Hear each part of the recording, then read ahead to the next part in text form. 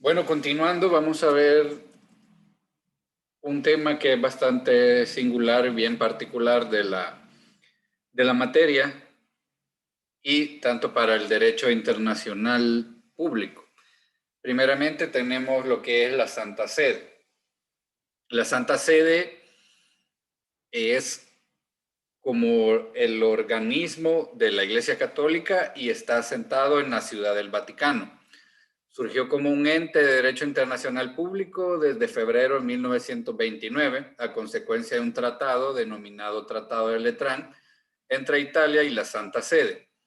Mediante este instrumento fue reconocida la soberanía del Papa sobre la Ciudad del Vaticano y algunos templos de la ciudad de Roma, además del Palacio de Castel.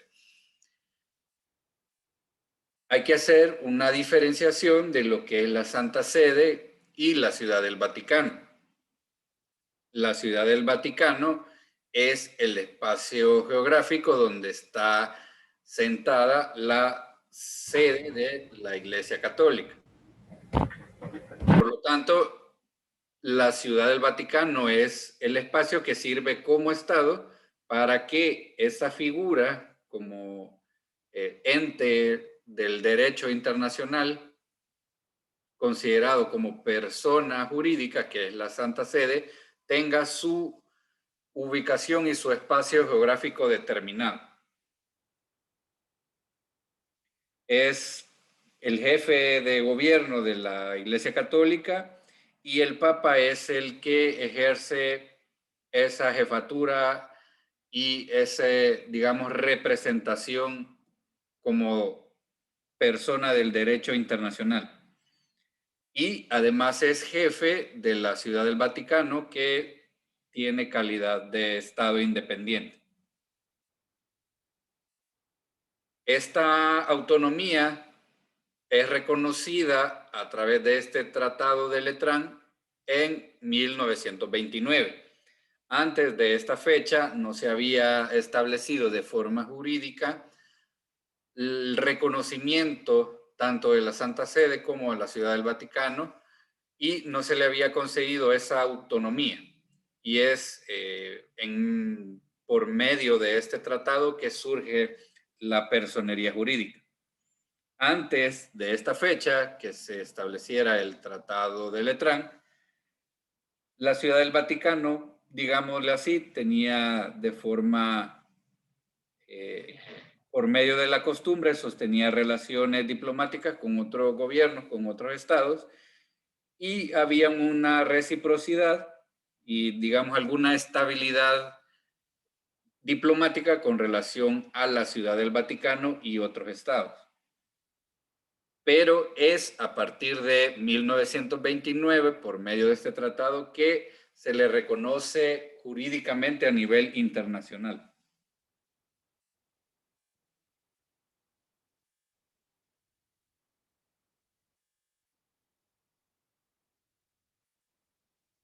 Desde la época romana, el Papa tuvo vicarios apostólicos que lo representaban en diferentes provincias. Gregorio XIII en el año 1572 y tenía representaciones diplomáticas pontificias. Se convirtieron en una institución regular permanente. Esto significa que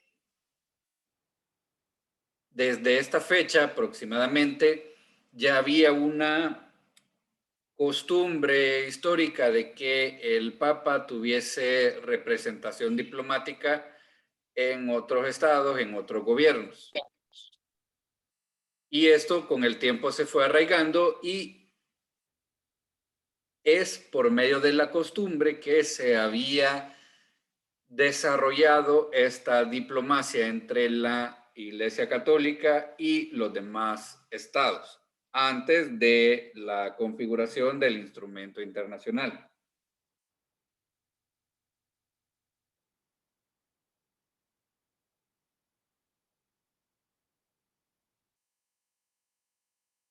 El Tratado de Letrán o Pacto de Letrán es un conjunto de acuerdos que se celebran en 1929, donde finalmente se le reconoce esa autonomía internacional a la Santa Sede y además se le da el reconocimiento internacional a ese espacio geográfico para ubicar como sede de la Iglesia Católica la Ciudad del Vaticano. Fue por medio de un representante del Papa Pío XI en ese entonces y firmado por Benito Mussolini en nombre del rey Víctor Manuel III, que en ese entonces Italia era una monarquía y estaba representada por un rey. Y es un hecho curioso que hasta en 1929, es decir, si ponemos atención, tal vez no es tan reciente el reconocimiento de la autonomía de la Santa Sede, así como del Vaticano, como autónoma en el derecho internacional, además de reconocimiento del Estado.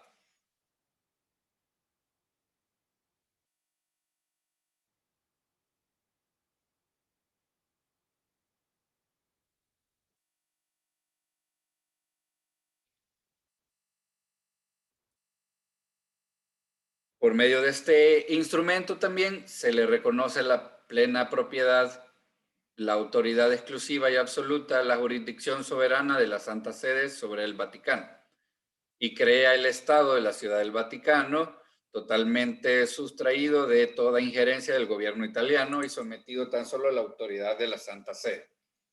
Así, en este instrumento es que se le ocurren las dos situaciones. Primero se reconoce a la Santa Sede como organismo internacional y además se crea ese espacio geográfico para asentar esa sede. Y se crea la Ciudad del Vaticano como un espacio geográfico totalmente independiente del gobierno italiano y se le concede plena autoridad, en este caso al Papa, que es el jefe de Estado. El Papa entonces ejerce como una soberanía temporal como jefe de ese Estado. Creo que ya hemos hablado de esa situación en cuanto a que ni siquiera en el Vaticano se reconoce la ciudadanía por nacimiento, puesto que las autoridades y la nacionalidad son de carácter temporal, mientras las personas que están en función se encuentran desempeñando el cargo. Y este cargo, como jefe de Estado y además jefe de la Iglesia, que es el Papa, es elegido por un colegio de cardenales, que es como la representación de la Iglesia en todas partes del mundo, y a través de una asamblea que se llama cónclave se elige a lo que es el jefe de la Iglesia y además al jefe de la Ciudad del Vaticano.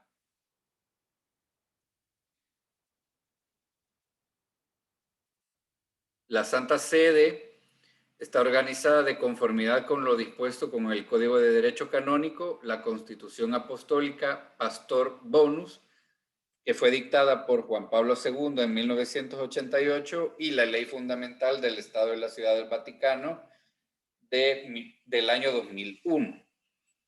Esto quiere decir que tiene una organización interna y que además tiene funciones para poder legislar dentro de lo que es la Ciudad del Vaticano. Así, el poder, llamémoslo así, poder legislativo, la facultad de dictar leyes, digamos, el poder ejecutivo de ejecutar y organizar las funciones de la Ciudad del Vaticano están concentradas en el Papa, que es el jefe del Estado, y tiene además una especie de constitución que es como la Carta Magna que regula todo la operación interna y la organización, las funciones y la distribución de cargos. Por lo tanto, cumple con ese aspecto de los estados que tiene una organización interna y además tiene distribución de funciones específicas.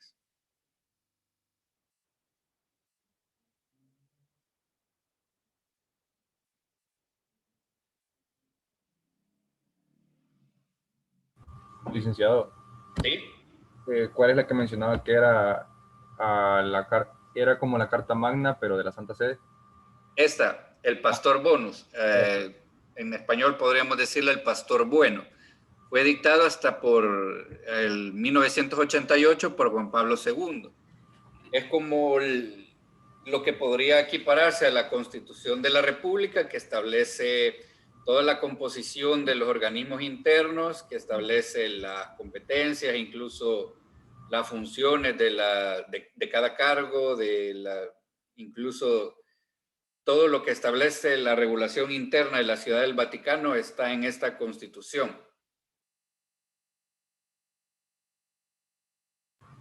Gracias, licenciado.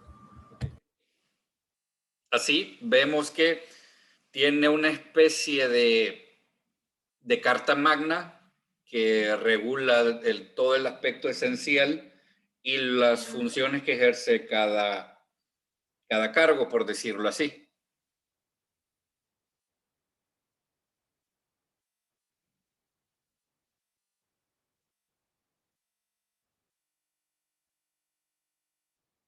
Actualmente la Santa Sede tiene relaciones diplomáticas con alrededor, más o menos, pueden ser más, de 172 países o gobiernos. Tiene incluso observación permanente en la Organización de las Naciones Unidas y además en el Consejo de Europa, y tiene pleno reconocimiento en la comunidad internacional como sujeto de derecho internacional, es decir, esa calidad de sujeto autónomo e independiente lo faculta para poder celebrar convenios y tratados internacionales con otros estados. Claro que los convenios y los tratados son en carácter o en función de la Iglesia Católica, o deberían. Y de esa forma es que adquiere todos los reconocimientos necesarios para poder realizar facultades de diplomacia, así como enviar agentes diplomáticos, así como recibir agentes diplomáticos, porque tiene calidad tal cual como si fuese un Estado.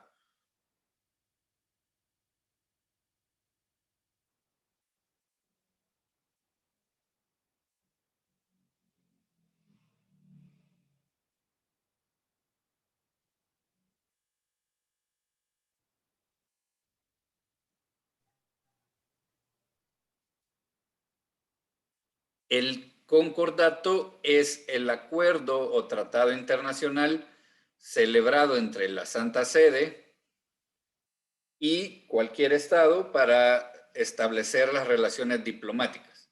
Y este concordato es el instrumento que tiene categoría jurídica de tratado internacional. Es el instrumento específico, el concordato, que celebra la Santa Sede exclusivamente con un Estado para establecer esa relación diplomática y la representación de la Iglesia Católica en ese Estado. Licenciado, Dígame.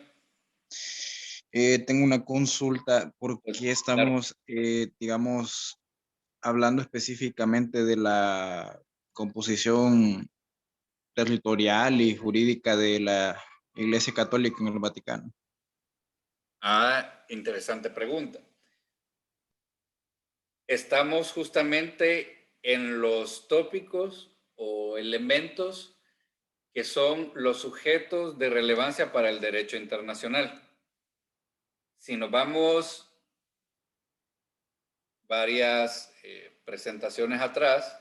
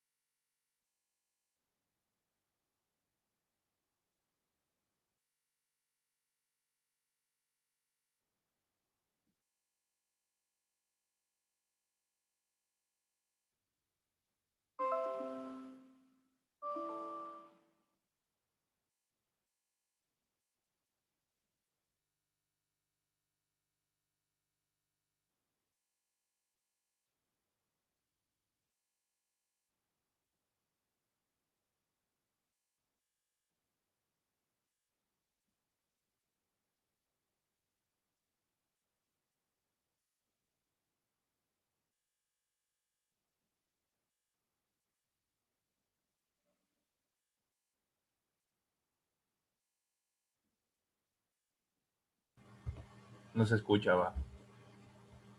Perdón, estaba buscando la presentación del por qué estamos en este tema. Y es que estamos en los tópicos, les mencionaba que son los sujetos del derecho internacional público. Y les mencionaba que son aquellos sujetos dentro de la comunidad internacional que tienen relevancia para la comunidad internacional. Y si pueden ver, están los estados, las organizaciones internacionales, los beligerantes, que todo eso lo hemos visto cada uno en su tópico y en sus características y elementos. Y de forma especial está la Ciudad del Vaticano y la Orden de Malta, donde nos encontramos en este momento.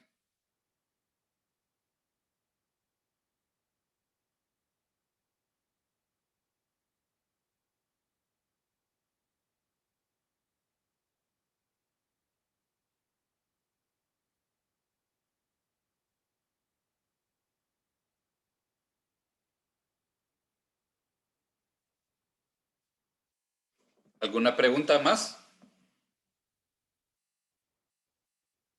Gracias, Lee, por aclararme esa duda. Ok.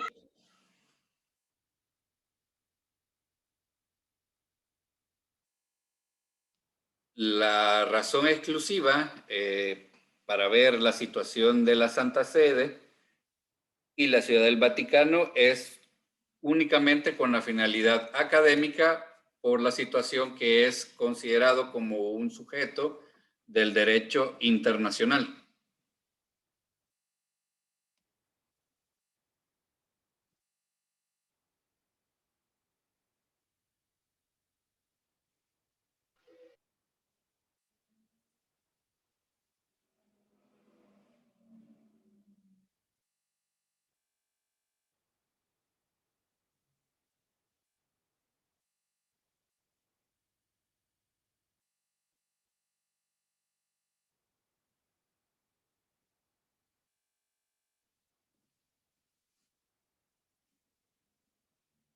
Y el nuncio apostólico, que es llamado así, es el agente o representante diplomático que tiene rango de embajador y que representa a la Santa Sede en los estados donde se encuentra acreditado. Así como representación de la iglesia local donde se encuentre esa, digamos, representación diplomática.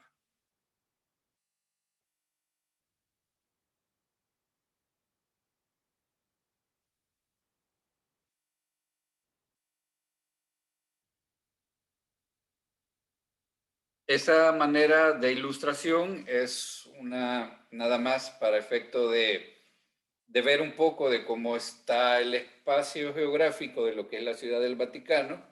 Y nada más como dato curioso, únicamente está compuesto por 44 hectáreas. Y ese es todo el espacio que dispone de este estado para su organización.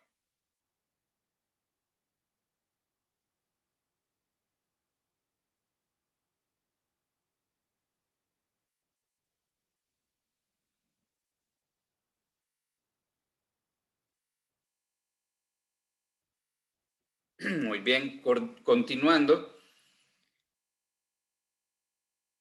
El otro elemento especial y singular es la Orden de Malta.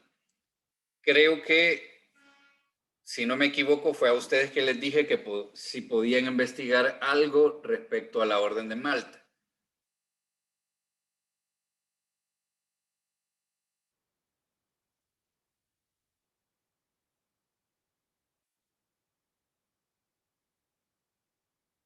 ¿Alguien realmente investigó algo sobre la Orden de Malta?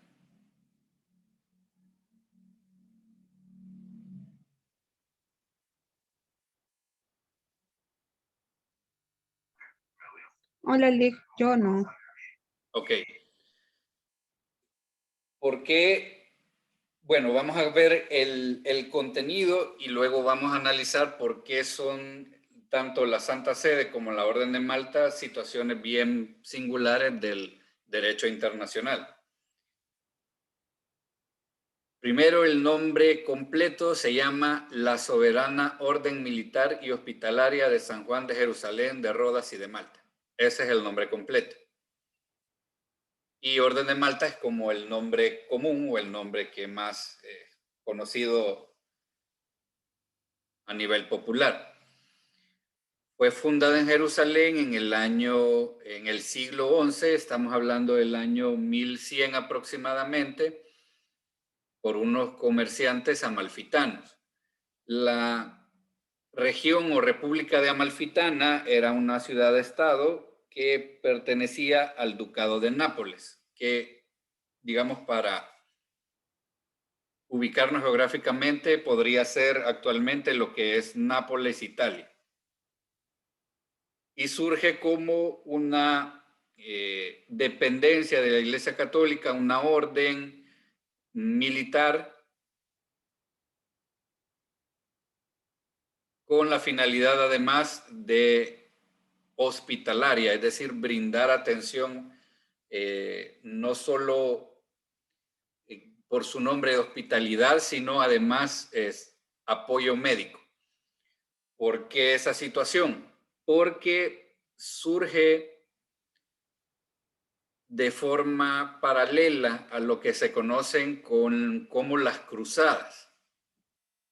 Las cruzadas tenían la finalidad militar y religiosa de asentarse en la zona de Tierra Santa de Jerusalén para efecto de contrarrestar o tratar de, llamémosle así, de expulsar a la comunidad musulmana y árabe para efecto de establecer únicamente en nombre de la Iglesia Católica presencia cristiana en ese lugar. Licenciado, disculpe, tengo una pregunta, no sé si vamos allá, pero tengo curiosidad. Yo estuve medio leyendo, disculpe que no contesté antes, pero ¿esto de casualidad tiene algo que ver con los caballeros templarios? Qué interesante su pregunta. La respuesta es sí. De hecho, fueron creados con la misma función. Vamos a adelantar un poquito por el aspecto de la cruzada. En sí, era, digamos, una guerra auspiciada y además motivada por la Iglesia Católica para efecto justamente de que la Tierra Santa y toda la zona que ahora es Jerusalén y parte de lo que ahora es Palestina, todo lo que en su momento es Tierra Santa, no estuviese bajo el dominio de musulmanes y árabes. Y así surge, digamos, esta serie de campañas que les denominaron cruzadas. Dentro de estos movimientos es que la Iglesia crea la Orden de Malta y además la Orden de los Templarios. La Orden de Malta tenía la función de brindar hospitalidad y acompañar a las, digamos, campañas y brindar asistencia médica. Y los templarios tenían la función de cuidar los templos sagrados que la Iglesia Católica hubiese recuperado y, digamos, en nombre de la Iglesia Católica, recuperado de los musulmanes en ese entonces. Muchas gracias, licenciado. Usted Es que le leyó preguntaba, entonces sobre la Orden de Malta y los templarios también. sí, es que le preguntaba porque cuando estaba viendo lo de la Orden de Malta me pareció curioso el uniforme de los caballeros templarios, entonces por eso lo relacioné, no había conectado tanto los puntos como a partir de que la Orden de Malta creó, es una otra división pues, de la Orden de los que creó, perdón, los caballeros templarios, entonces esa era mi duda. Digamos que son paralelos, independientes, pero iban por la misma línea. Incluso asumen el mismo símbolo que es la cruz roja sobre mantos blancos. Y esta, digamos, es una imagen que representa lo que fue en su momento las cruzadas, ¿verdad? Que eran campañas militares religiosas motivadas por la Iglesia Católica para que Tierra Santa estuviese nada más en dominio cristiano.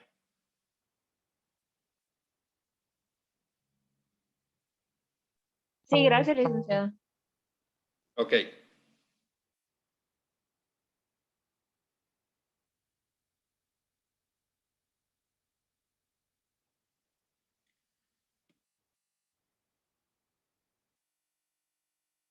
Desde esa fecha hasta el 1290, esta orden religiosa militar se asienta en lo que es la isla de Malta y ocupan esa isla por efecto de posición estratégica para estar cerca del Medio Oriente para poder embarcarse a las campañas militares.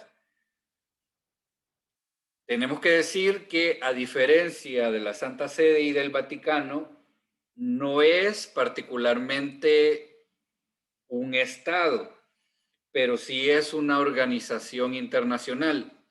Y esta es la particularidad, porque desde esa fecha que es creada por la Iglesia Católica, que hablamos del 1100, hasta la fecha actualmente existe bajo el mismo nombre, bajo la misma, digámosle, esencia por la que fue creada, y aún mantiene ciertas características de ese entonces. Vamos a seguir viendo, y esa es la razón por la cual es un elemento particular y además de interés para el derecho internacional. En 1798 tienen que dejar la isla de Malta porque Napoleón Bonaparte utiliza la isla para sus propias campañas militares. Si ven, desde 1200 hasta 1700 existió de forma permanente en un solo lugar. Y después de esa fecha, y a partir de 1834 es donde se establece en Roma también. No tiene un espacio geográfico tal cual como una sede, como la sede del Vaticano, que tiene un espacio geográfico con la calidad de un estado, pero sí tiene una sede que está asentada en Roma.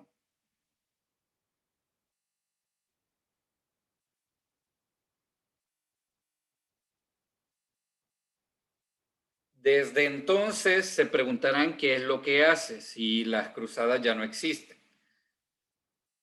Mantiene la esencia de brindar asistencia hospitalaria, es decir, asistencia médica. Y en la Primera y en la Segunda Guerra Mundial fue la Orden de Malta, fue muy importante porque brindó asistencia médica de forma humanitaria a cualquier soldado de cualquier bando. Incluso en la Primera Guerra Mundial fue conocida como la enfermera del Mediterráneo. Llegó a alojar hasta 136,000 soldados de distintas naturaleza, nacionalidad, y únicamente por fines humanitarios mantiene esa asistencia hospitalaria.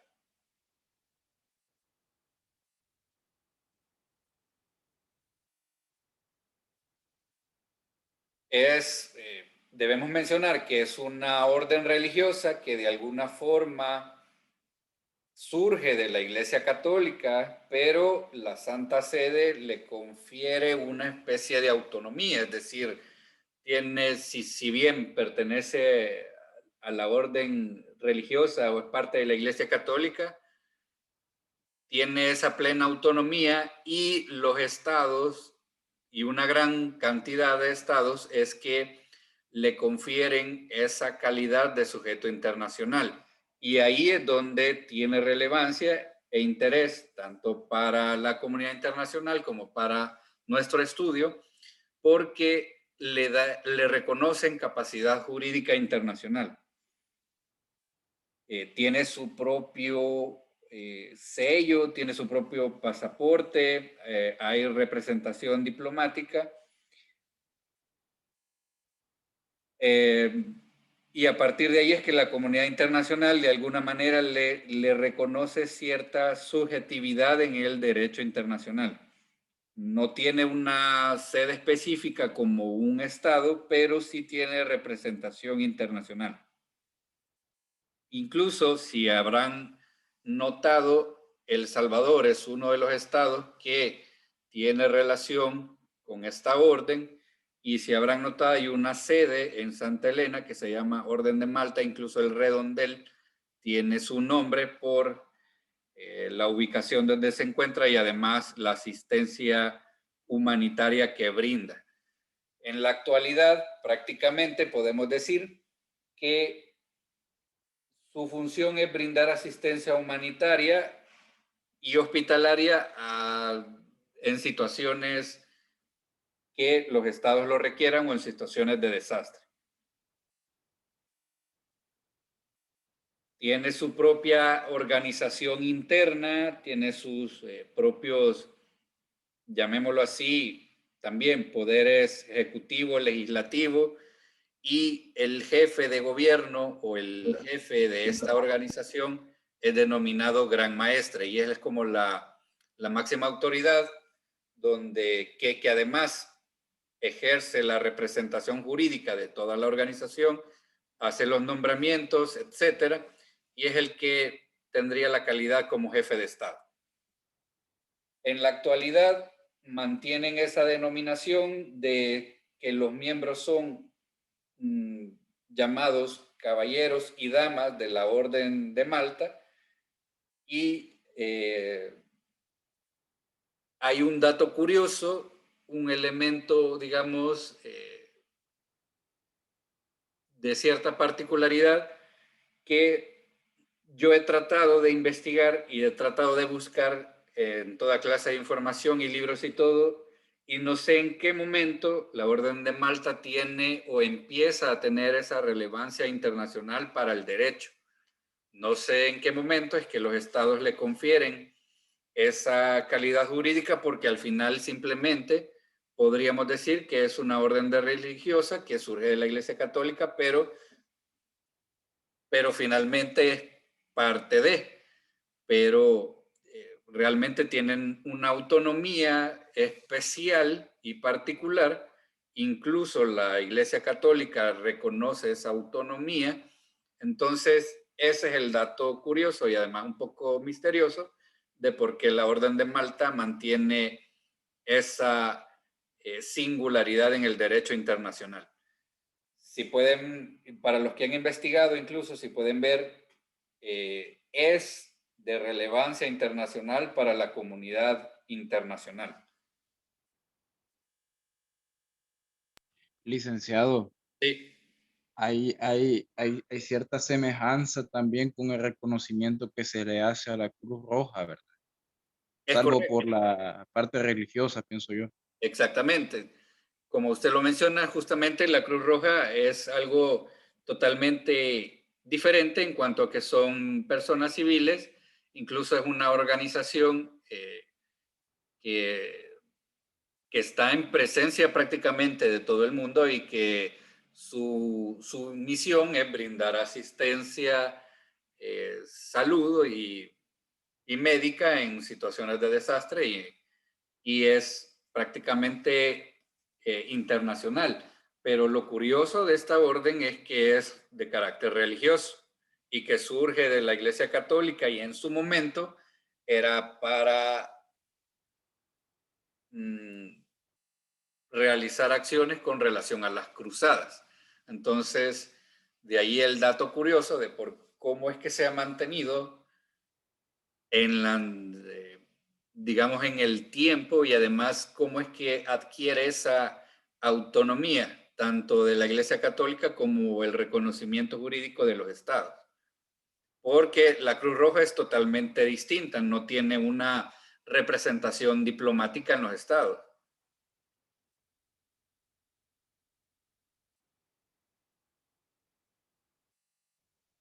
¿Alguien más buscó algo sobre la Orden de Malta?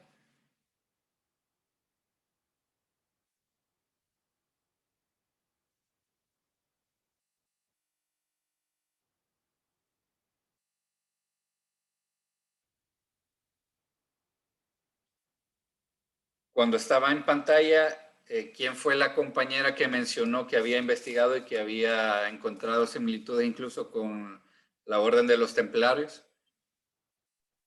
Yo, licenciado, Agnes Judice. Agnes, ok.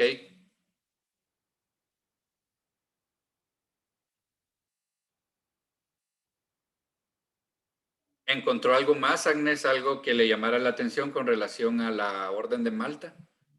Fíjese que si le soy honesta, licenciado, me gustó lo de la Orden de Malta, pero me encontré literalmente, me absorbió un poco más lo de los Caballeros Templarios porque era algo que no conocía antes y que realmente, bueno, yo sé que no sé si sabía, pero hay un montón de películas y series con respecto a eso, entonces, es algo que no se conoce. Mucha gente no le pone como mucho interés, pero realmente es un tema que sí lo absorbe bastante profundo y de verdad que atrae, me gustó bastante el hecho de conocer ese lado de la Iglesia Católica, pues que no mucha gente conoce y que pues llama bastante la atención y saber que hay bastantes escritos referente a eso.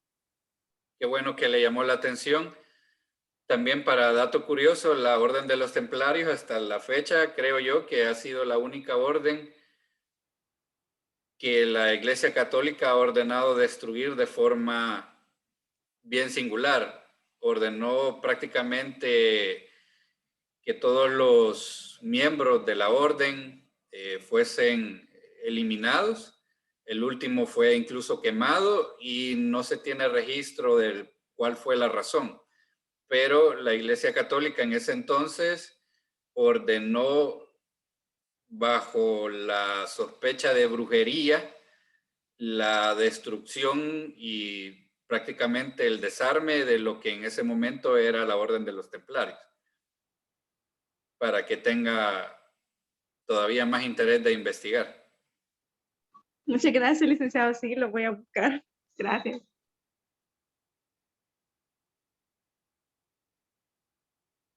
Lick, y disculpe, pero con todo lo que han dicho me ha surgido como interés en el sentido de que Esa es la me idea. cuesta, sí, es que en realidad me cuesta concebir que una organización religiosa, digamos, haya ordenado esa clase de actos, ¿verdad?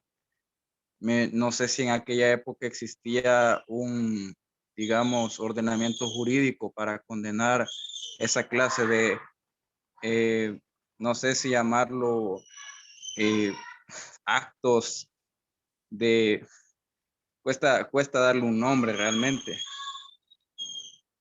Sí, con relación a los templarios, y no podemos dejar la Orden de Malta atrás, lo que sucede es que hay muchas teorías de conspiración, llamémoslo así, por ese evento tan particular de que por qué es que se ordenó destruir la Orden de los templarios. En ese momento, los templarios lo que hacían era cuidar los templos de Tierra Santa y procurar un espacio de, digamos, de seguridad para los peregrinos que quisiesen hacer peregrinación a la Tierra Santa por motivos religiosos, etcétera. Entonces brindaban esa seguridad.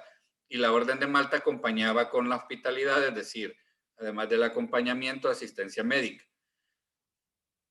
Las teorías van desde que encontraron algo de la Iglesia Católica que podría cambiar la esencia de la creencia hasta distintas cosas.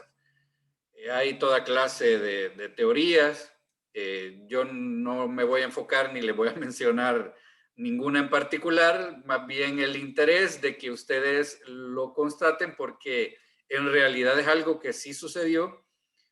Por alguna razón la Orden de Malta todavía existe y la Orden de los Templarios no.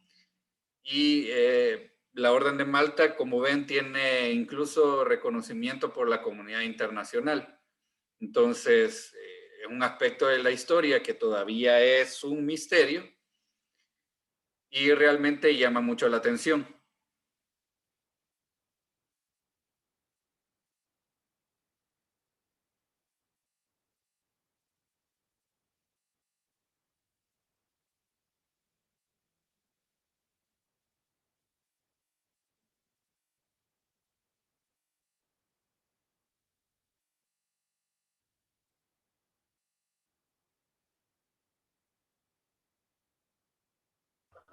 Licenciado, ¿Sí? Una pregunta. En su opinión, así como la Orden de Malta antes daba asistencia médica y la sigue dando ahora en día, en su opinión, ¿qué es lo que estaría haciendo la Orden de los Templarios en este momento, en la actualidad? Buena pregunta. Pues no lo sé. Me imagino que de alguna forma eh, cuidar o proteger los templos de Tierra Santa, que de alguna forma la Iglesia Católica aún tiene cierta presencia. Esa era lo que hacían en ese entonces.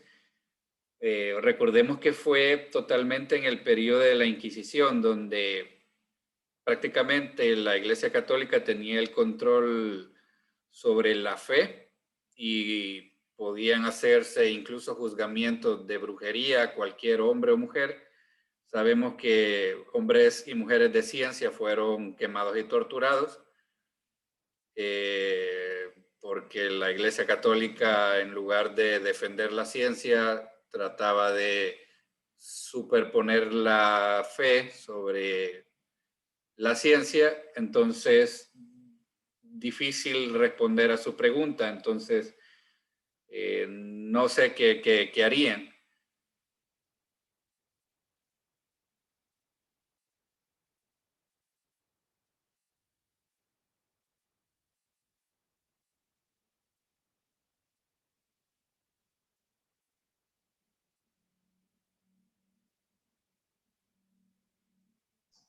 Les tengo una pregunta con respecto Pregunta. a eso mismo.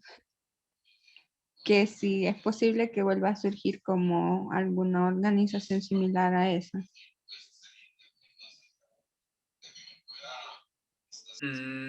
Auspiciada por la Iglesia Católica, no lo creo. Pues hay muchas, digamos, como les digo, teorías de lo que pasó con los templarios.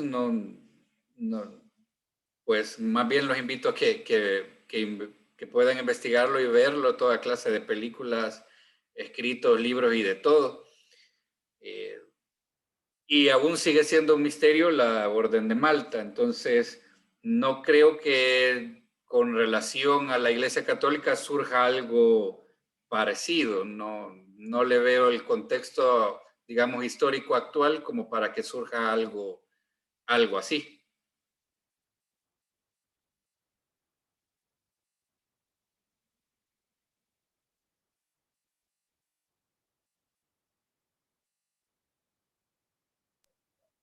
Tengo otra pregunta, pero Sí, claro.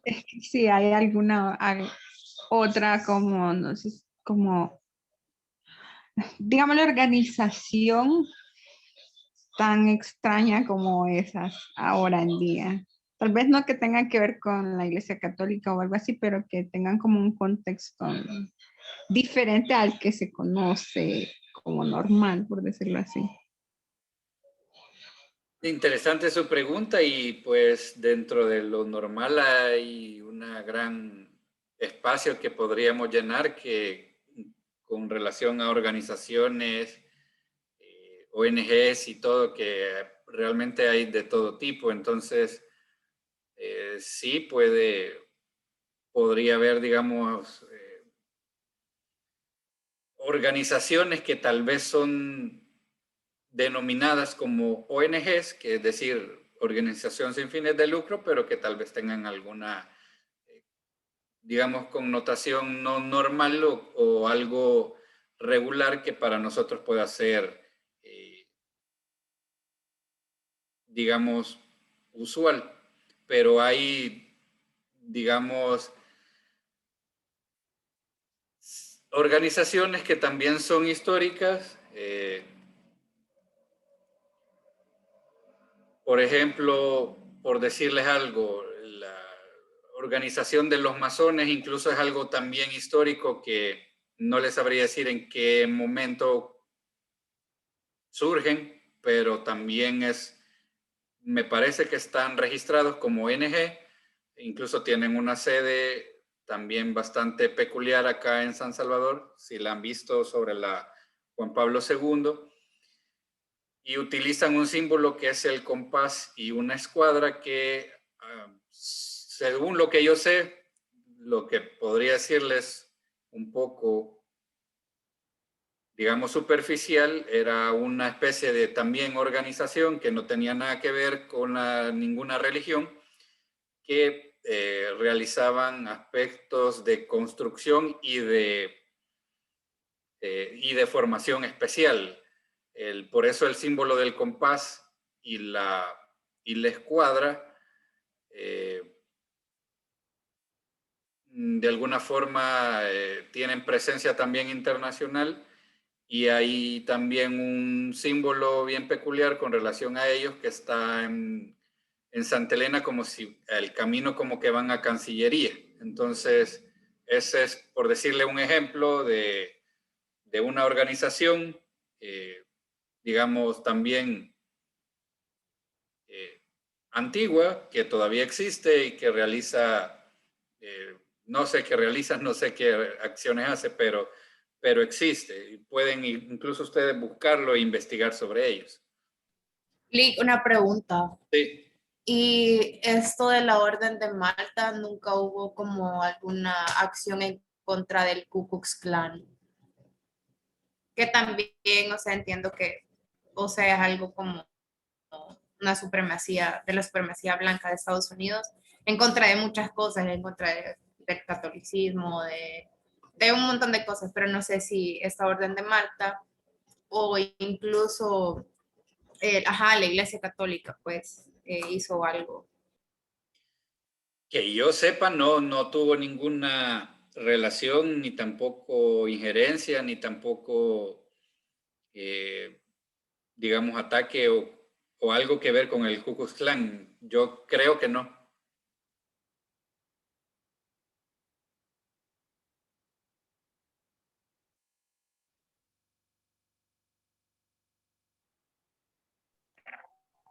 Yo tengo una duda. Sí, claro.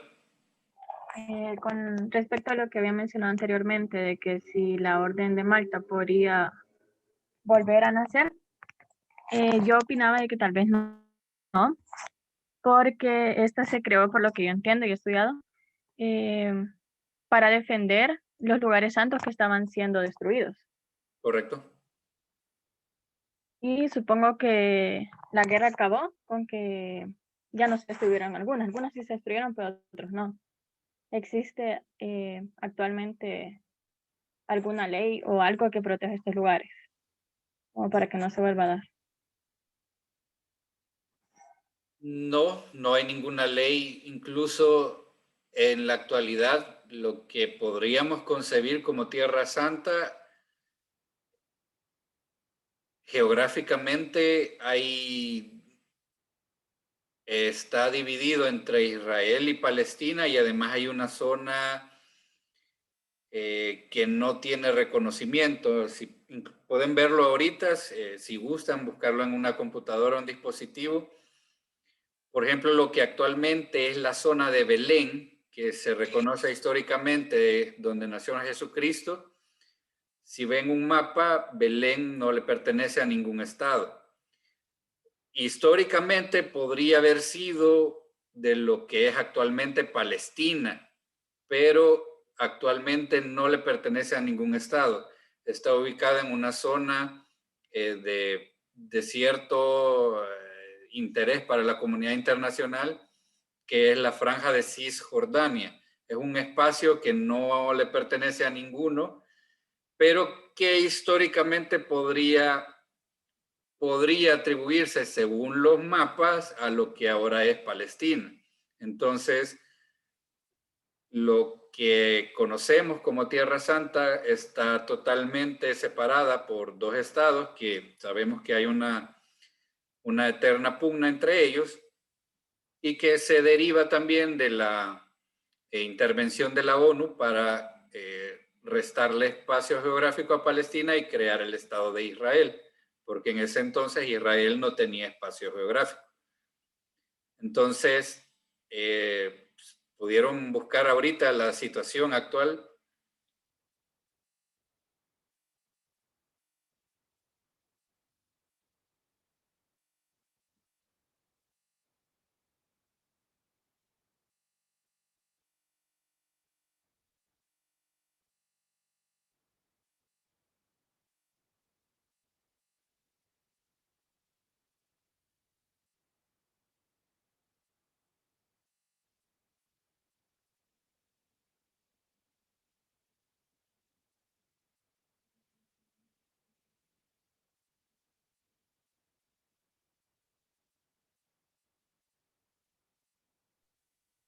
A mí me sale de que Belén está ubicada en Palestina. Sí, históricamente, pero está actualmente en una zona de especial protección, el Cisjordania.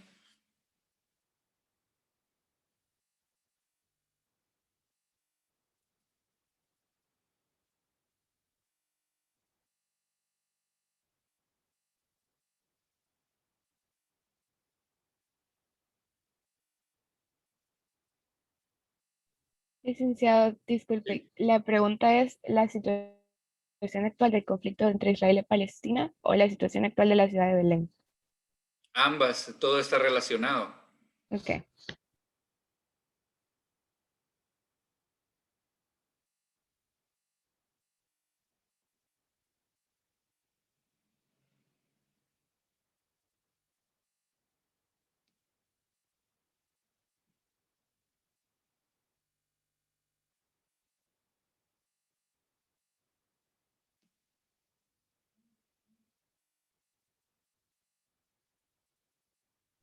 Pues Lick, fíjese que yo acabo de encontrar que dice que actualmente se encuentra en una crisis humanitaria porque el conflicto entre ellos dos ha crecido y ha sobrepasado el horizonte político. Vivir en estados de convivencia, de paz y seguridad. Esa es entre la situación actual de Palestina y Israel. Sí, como pueden ver, y sabemos que hay un eterno conflicto ahí, y por decirlo de esta manera, Belén está en medio de toda esta situación. Y digamos, en mapas, políticamente no está reconocido ni como parte de Israel, ni como totalmente parte de Palestina. Entonces, establecer algo de protección en toda la Tierra Santa está muy complicado por el conflicto geopolítico que está en esa zona, que es por decirlo así, una situación de tensión permanente. Licenciado, ¿Sí? fíjese que lo último que yo había escuchado, no sé si estoy muy atrasada con la actualización, pero era que el hecho de que reconocieran a Jerusalén como la capital de Israel, no sé si está mal, algo así, pero que habían puesto una embajada, Estados Unidos creo que había puesto su embajada, y todos los demás países no tienen su embajada ahí porque no la reconocieron. O sea, entonces eso había puesto como en tensión el hecho de que Palestina, ¿por qué están reconociendo a estos y no nos quieren reconocer a nosotros? Porque yo me acuerdo que llegó el embajador de Palestina a darnos una conferencia en la universidad y él habló y explicó de la situación en la ONU, de que mientras Israel tuviera el apoyo de Estados Unidos, iba a ser imposible para ellos poder pasar las peticiones que ellos tienen de que se les reconozca su territorio, ¿ve? Y poder otorgársele ya una división territorial de hasta aquí llega Palestina y hasta aquí llega Israel. Sí, y sobre todo con la capital, Jerusalén también históricamente tendría que estar en Palestina. Y la capital política de Israel debería ser Tel Aviv, pero por eso es que las embajadas, de manera previendo esa situación, es que tenían ubicadas sus sedes en Tel Aviv y no en Jerusalén, para efecto de no sumar tensión al asunto, porque al final que un Estado reconozca a uno o a otro, pero no, la idea no es sumar tensión al asunto.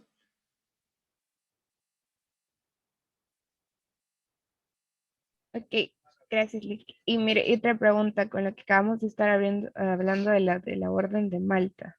¿Sí? Eh, Eso está directamente relacionado con lo que se considera como la época oscura de la iglesia, que es cuando asesinaban musulmanes. Totalmente.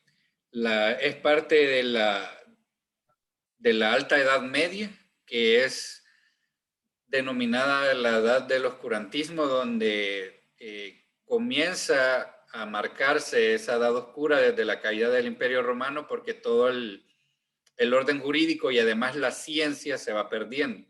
Entonces, la educación estaba totalmente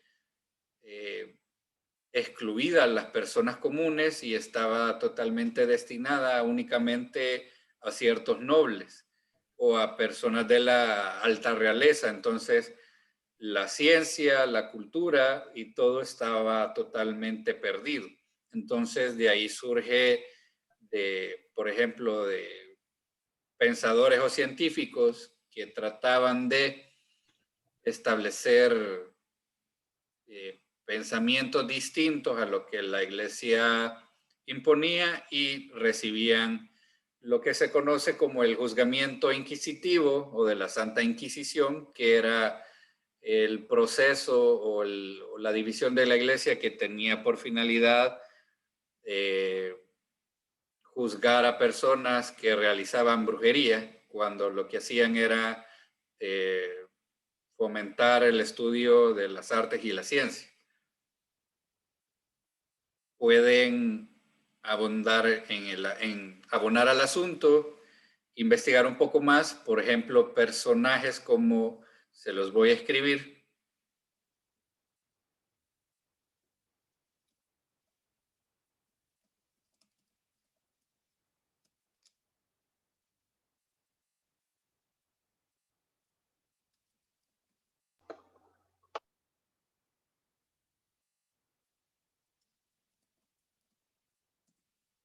y pueden ustedes por su propia cuenta ver qué es lo que pasó.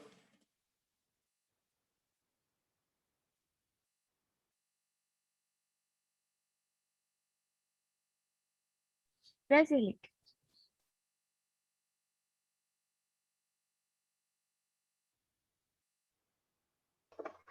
Licenciado, Dígame, Ricardo.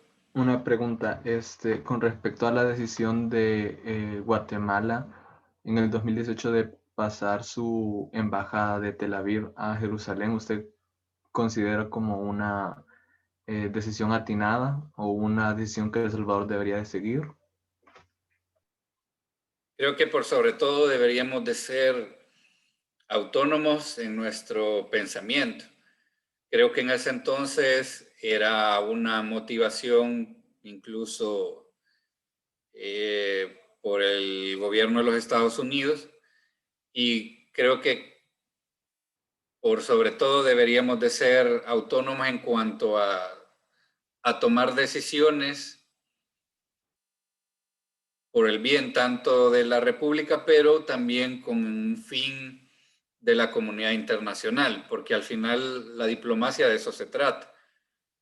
No tratar de buscar una situación particular, un bienestar único, sino más bien un bienestar para toda la comunidad internacional. Y esa es una situación bastante de análisis, que es lo que deberían de hacer todos los estados con relación a mover o no sus embajadas de Tel Aviv a Jerusalén, por la misma tensión y por el efecto, digamos, que causaría en la comunidad internacional esa situación.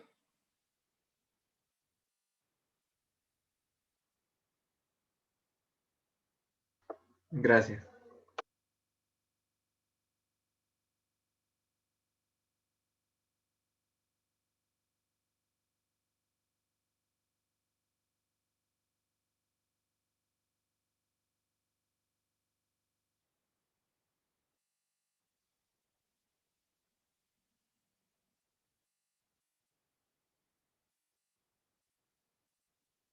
¿Más preguntas o comentarios?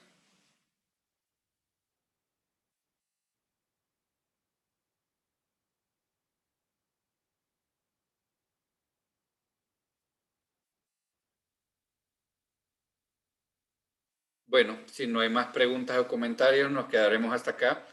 Los invito a investigar todos estos aspectos de la historia que, además de ser interesantes, son de particularidad para el derecho internacional.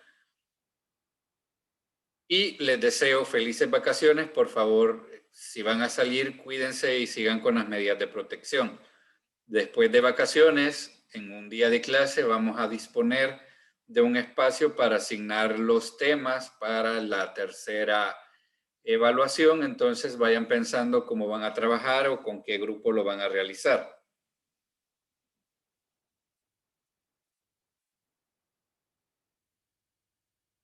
Licenciado, una pregunta. Cuando hace referencia a la tercera evaluación, este es un trabajo que es aparte al que nos ha dejado de la migración. Sí, porque el de la migración es para el segundo registro.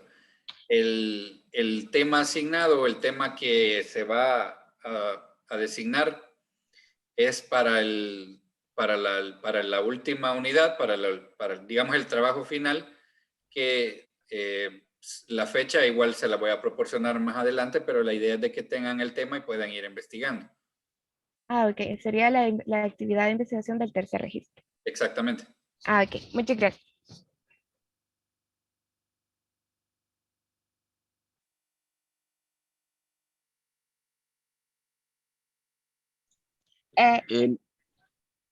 ¿Sí? No, habla, que hable Gaby, no sé, Pablo. alguien que más. Se Quería me activó el preguntar. micrófono, Pablo, perdón. Ah, ok. Sí, fíjese que quería preguntarle con respecto a esa actividad, solo para estar más tranquilo durante las vacaciones.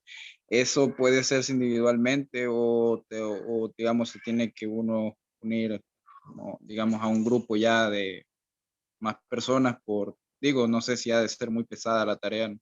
No, realmente la idea es de que tengan el tema porque son temas diferentes. La idea es de que cada uno tenga un tema totalmente distinto. Entonces no hay ningún problema que quiera hacerlo individual. Y los temas van a variar, entonces no les sabría decir si le va a tocar uno difícil o uno fácil.